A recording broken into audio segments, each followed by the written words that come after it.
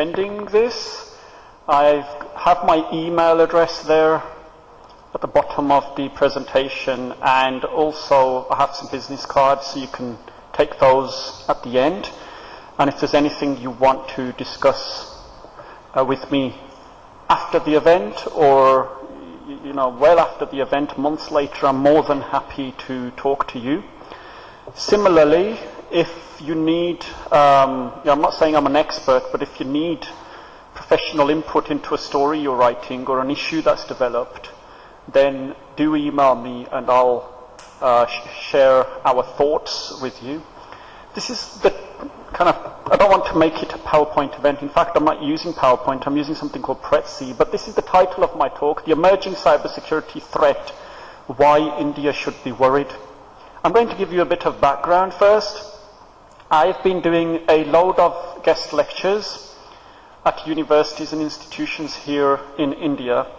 Hindustan University, Bharatiya, SCMS, there's a whole list of universities that I've attended and colleges.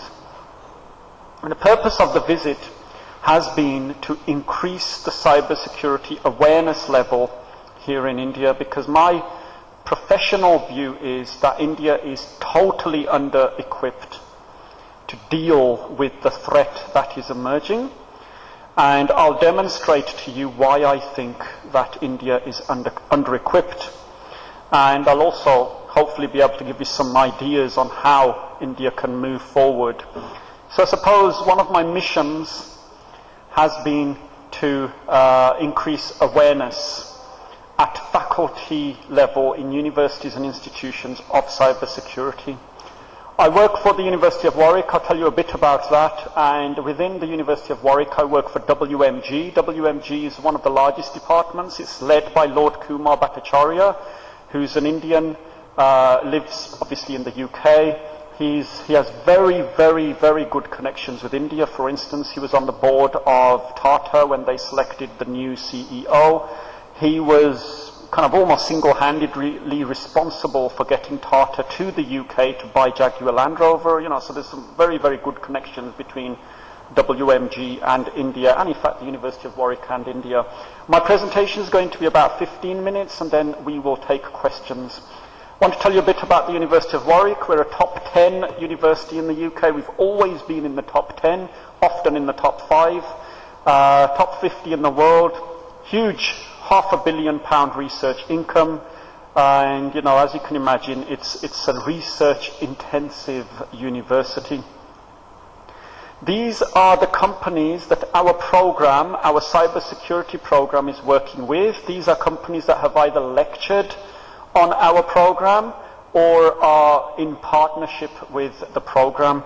So we have some very well-known names: IBM, GCHQ, Metropolitan Police, and some not so well-known names such as L3 Communications Technology, the Serious Organized Crime Agency, which recently became the National Crime Agency. So there's a good mixture of companies there.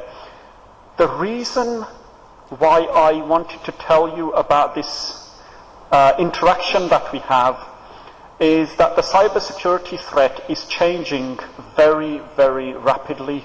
And I'll give you examples of how fast it is changing in a few moments.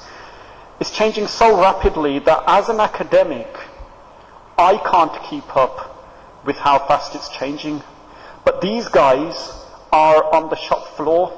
They're the ones who are dealing with the problems every single day.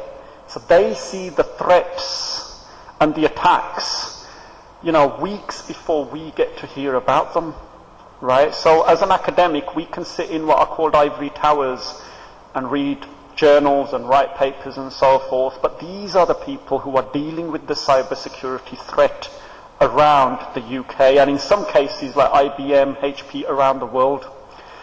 So we need these guys on board to talk to our students and give them case studies and tell them what they are seeing on a day-to-day basis. And at the same time, these guys, these companies, and there's a few more there, they need us as academia because they want to research solutions for some of the problems that we're facing. And I'll give you an example of some of these problems in a little while. So, the WMG model, the University of Warwick model, is that typically we teach 80% of the course and these companies teach the other 20%. And that's the way I think academia should work around the world, especially here in India, where academia, in my view, is more kind of industry focused. We've got a number of ongoing research programs. I don't want to bore you with all the research that we're doing in cybersecurity. We've got 4 non-disclosure agreements, 2 with companies that I can't even tell you about. That's how secretive that research is. So as you can imagine, there's a lot of secretive research going on there. Why is cybersecurity such a big problem? The reason is that the threat landscape is continuously changing.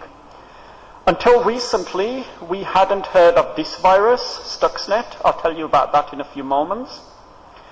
2 months ago, as recently as that, we hadn't heard of these viruses here, ransomware and rat malware. And I reckon, 99% of your readership hasn't heard of these viruses, right? But these are the next generation of viruses that are going to affect India. They're already affecting the West, and everything that affects us over there finds its way to you guys over here. So in about 4 months' time, you'll be hearing about cases of ransomware and rat malware, and you'll hopefully remember that I spoke about it a few months ago. Now, let me explain what these viruses are. But before I do that, let me tell you about Stuxnet. You might have heard about this group of viruses. These are viruses that affect what we call industrial control systems. Industrial control systems are built into things like your water filtering plant here in Chennai. They're built into traffic control systems, nuclear power processing plants, national air traffic control systems, and oil pipelines. Last week there was an announcement from the government to oil companies here in India to say you need to protect yourself against cyber attack. Do you know why they made that announcement? It's because of viruses like Stuxnet. Yeah, your pipeline systems are a prime target. Your water filtering systems are a prime target. Let me tell you a bit about Stuxnet. What does it do? The way your water is cleaned is quite a complex process, right? Let's not bother with all of that. There's some important parts. There's coagulation, where we add lime and alum to the water, we sediment the water, we filter it using chlorine, and we remove the radon. A computer monitors and controls how much chlorine is added to that water and how much lime is added to that water. A computer controls all of that. In most modern water filtering systems, it's not done manually. Yeah? An operator sits behind the computer and verifies that the right amount of chlorine has been added. So the computer says, I've added this much chlorine. The operator verifies it and says, yes, that's fine, that's the right amount of chlorine. Computer tells operator that the radon has been removed. What Stuxnet did, and the example that we have, one of the examples we have, is the Natanz nuclear power processing system in Iran. What Stuxnet did there, it was a virus that was sitting there lying dormant for months, i.e. it did nothing. And what it was waiting to do was to control the pressure inside the centrifugal system that processes the uranium. What that means, if I can simplify it, is that this virus was capable of altering the pressure in that system to such high levels that it could explode. And the operator who was operating this, he saw that and it looked fine to him. So the virus was also telling the operator that the pressure was fine. Now imagine that happened here to the water filtering systems, and the virus, adds too much chlorine, but tells the operator that everything's fine. All the measurements, all the reports that the system produces, which act as a kind of second line of checking, they say that the chlorine levels are fine, and the water makes its way through all the taps and the pipes to the citizens of Chennai. So this is the kind of threat that we're now trying to deal with, right? And a lot of governments around the world are very, very worried about this. This is a new virus. It came out, we reckon, about 2 months ago. It's called ransomware. And the way this works is that it will encrypt an entire hard drive using what we call government-level encryption. I'll explain what that means in a few moments. Then an individual or a company, if that hard drive belongs to the company, is held to ransom unless you pay for the return of all the data. What does that mean to you? And what does it mean to your readers? SMEs, small companies who do not have the complex IT infrastructure to have the right levels of kind of business continuity planning, backups and so forth, they will find that their entire hard drive has been encrypted. Customer databases, all their research, all their intellectual property has been encrypted, and they have to pay a fortune to get it decrypted and hand it back over to them. Let me tell you something a bit about government level encryption. Encryption is designed in such a way that when the British Embassy in the UK sends an email to the Deputy High Commission here in Chennai, other governments cannot decode the contents of that email. That's how strong the encryption is. So even the Americans could not decode that communication. It's impossible for them. That's what we call government-level encryption, and fortunately or unfortunately, that level of encryption is available for every single one of you to use. You can encrypt data and communications using the same level of encryption that the UK government and the Indian government use. Which means that if you're infected with ransomware, you can't go to McAfee, you can't go to Netitude, you can't go to TCS. There are no companies that can just decrypt that for you. You need the original keys held by these guys in Pakistan or Poland or Estonia. You need those keys to decrypt all your data. So the point here is this is a virus that we hadn't heard about 2 months ago. Now we are hearing about it more and more. Let me tell you about another virus. At home in Birmingham, I have a smart TV. My family watch TV on that. It has a webcam and it's got Skype installed. Every night I Skype my children, we talk to each other, they sit in the living room, they watch the TV and they're talking to me through the webcam. I've got a video cam on my laptop and I'm talking to them. RAT malware stands for Remote Access Tool Malware. This is a new worrying malware which can control the camera on my laptop. Whenever the camera on my laptop turns on, a light goes blue. That's a warning to me to say your camera is on. Whenever my TV at home is on, the red light turns off. So you've all seen LED plasma TVs. There's a red light. When it turns off, it means the TV's on, right? When the blue light on the webcam is on, it means the webcam is also on. So it's very simple electrical circuitry. What rat malware can do is keep the red light on, which means the TV is off, turn the blue light off, which means the webcam is off, but turn the webcam on. Does that make sense? So you're sitting there in front of the TV or the webcam thinking that everything's off, but it's actually filming you. Let me give you an example of how dangerous that type of malware is. Imagine a company Board of directors are meeting. They've got a nice office, plush office with 10 seats, nice leather chairs. They have a video conferencing screen. And the reason they have that is because sometimes all the board of directors can't make it to the meeting. So they hold a video conference. Yeah, the guy from Delhi can't make it, so that week he'll just video conference in, and the other 7 board members will be there in the meeting.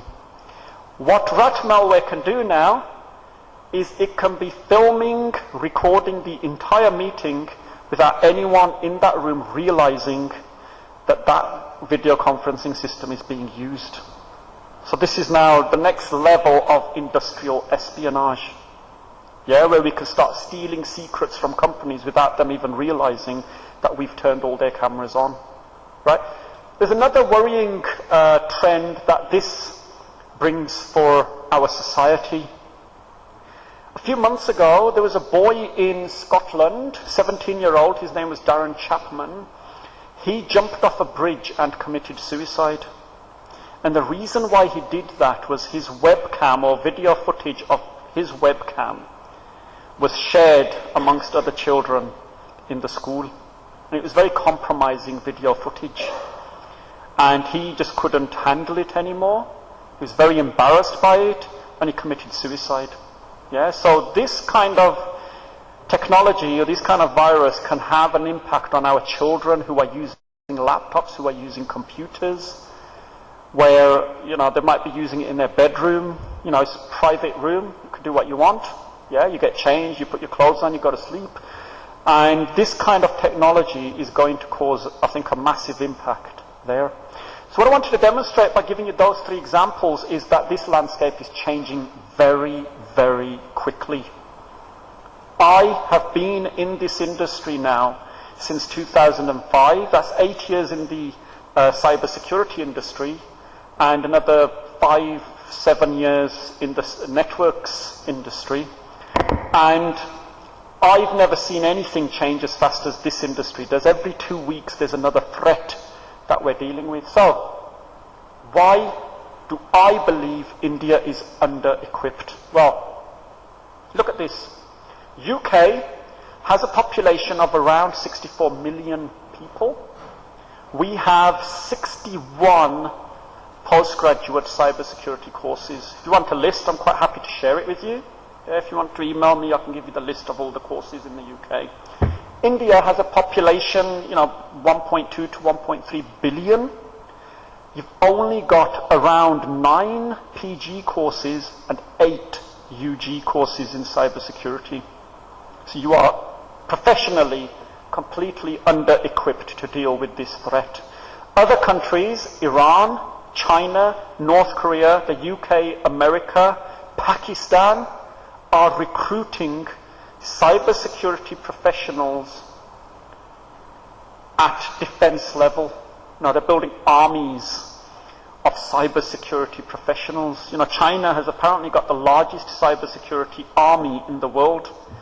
These are programmers, malware writers, malware analyzers, encryption algorithm developers. This is the kind of skill set they're hiring, because they know that tomorrow's war is not just going to be fought on a battlefield with tanks and grenades.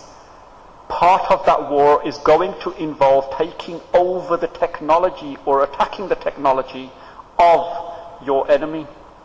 However, in India's case, this is the bare facts of the problem that you face, and I'm quite happy to be challenged on that. Yeah, if anyone feels that, no, we're perfectly equipped, or we've got enough cybersecurity professionals, I'm quite happy to be challenged on that, because my view is completely different. These are some of the courses. I've got a full list. It's not a full list. I might have missed 1 or 2, right? I'm not saying that I've got a complete list of the courses. Here are some of the courses that you have in cybersecurity. I don't have a problem with that. What I do also have a problem with is that where there is a course or a subject or a module on cybersecurity in a degree, in say a computer science engineering degree or a computer science degree or a computer engineering degree, that module focuses on encryption and ciphers. That's fine. I don't have a problem with that. But there's a very large corpus of the curriculum that is missing. And that's a skill set that India needs to develop. Risk management, governance, digital investigation, industrial espionage, cyber crime, cyber fraud, and there's a whole list of other topics. So one of the reporters earlier on was asking me about the ethics of ethical hacking. You know, how thin is that line? And there's another important topic, the whole ethics of cybersecurity. So the question I'm trying to address through my talks to faculty, universities, institutions, the Computer Society of India. Tomorrow we're at the Hindustan University, who've set up the Centre for Defence and Technology Studies. The question I'm asking is, how do you change a wholly under-resourced infrastructure so rapidly? You haven't got 5 years to change it. You haven't got that long. You've got about a year, 2 years within which that rapid shift in momentum needs to take place. And what we're trying to do is set up partnerships to try and share the skill level and the expertise and the years and years of experience that we have. I mean, the UK has been doing cybersecurity since before World War I. Yeah, when we were intercepting communications during World War II, the Germans got a lot better at this. So they started to encrypt their communications. So then what the UK did was they had around 800 cipher specialists working at Bletchley Park trying to crack the German encryption codes. So we've been doing this for years. Now we've got almost 80, 90 years worth of cybersecurity experience. Okay, that's all I wanted to say. I hope that's been useful. There's my email address. I want to thank Satyan. I don't know if I spelt your name right. Yeah. Well, you all know how to spell his name, I hope. I want to thank the members of the press. I want to thank Satyan, and most importantly, Mr. Venu Prasad, who's our regional coordinator for WMG, for organising this. And now I'll take questions. If you want my business card, it's available at the end. Yeah, so just ask me, and I'll give you the business card. Okay, any questions? Can you just give us a picture of the kind of impact the three malware that you mentioned, rat malware and ransomware, the kind of impact monetarily in the UK and US? Okay. The whole cybersecurity agenda is being driven by two groups of people: cyber criminals and foreign governments.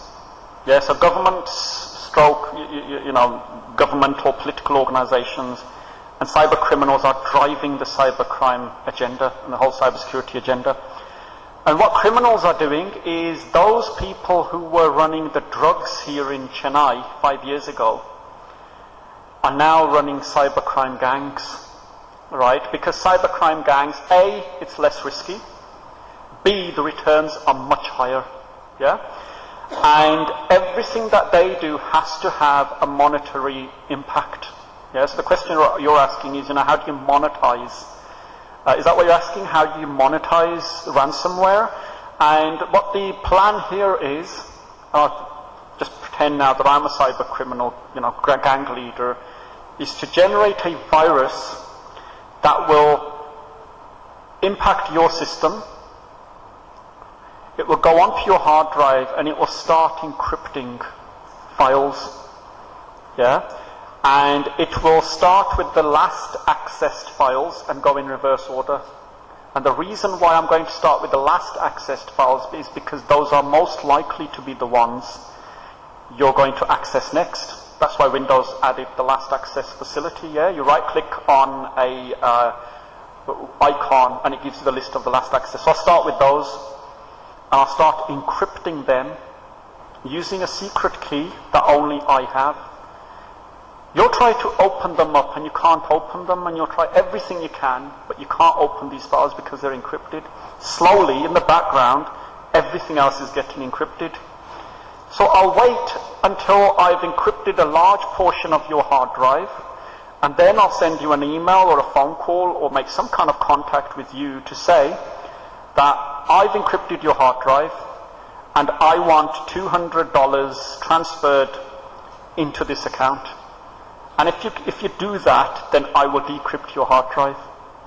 There's nothing Kaspersky, McAfee, TCS, any cybersecurity consultancy can do to decrypt that data for you, because you need the key, the secret key to decrypt the data, and that's how they're going to make their money. And if they can do that with 100 people in Chennai, only 100, right? We're not looking at thousands or tens of thousands. We only need 100 in Chennai, right? $200 a shot. That's a lot of money. And I could be sitting in Estonia or Latvia or Pakistan or Afghanistan, out of the reach of your cybercrime cells. So I could be on the other side of the world, and I could be doing this. My question was about, is there any documentation by the UK government about the impact, the money lost to ransomware over a few months? No, and the reason is because it's about 2 months old. This is a very, very new virus, and the reason why I picked this one was to demonstrate how fast the landscape's changing. So there is no, as far as I'm aware, there are no studies or reports on how much impact this has already had. Yeah? If you want to find out more, do a search for CryptLock, CRYPT lock. Yeah, that's the name of the virus. The category we put it under is ransomware. So there'll be many variations of CryptLock now. So you have a category called scareware, and within that you have lots of different viruses. You have a category called Trojan, and within that you have a lot. So this category is this completely new category of virus, right? Ransomware. And within that, one of the viruses that you could look at is CryptLock, and that'll tell you more about how it works and how it's already impacted people in America and in the UK. Does that help?